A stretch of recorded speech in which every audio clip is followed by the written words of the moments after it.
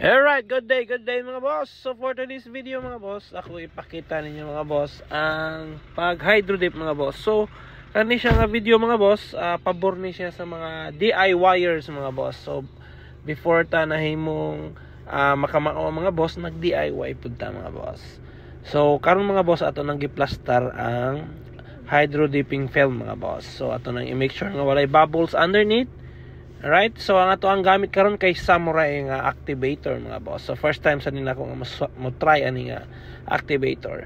Alright, so ato ara nang i-wisik-wisik mga boss. So make sure nga na-activate na to nga tanang area mga boss. Okay? So there you go.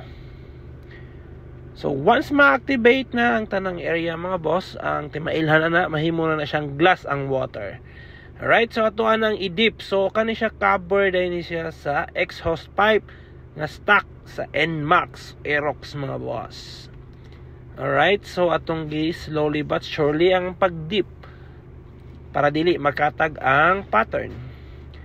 Alright, so there you go mga boss. So mao na ato ang result mga boss. So okay kayo ang result sa ato ang gamit nga activator mga boss. So after that mga boss, ato na siyang hugasan mga boss. O diba? So tangtango na to ang mga excess nga films mga boss para mawa. So kung inyo ni siyang hikapon mga boss, medyo dangog-dangog ni siya. So inyo mo i-make sure nga dili na siya dangog. Alright, so mo din na to ang gidip for this day. Thank you mga boss.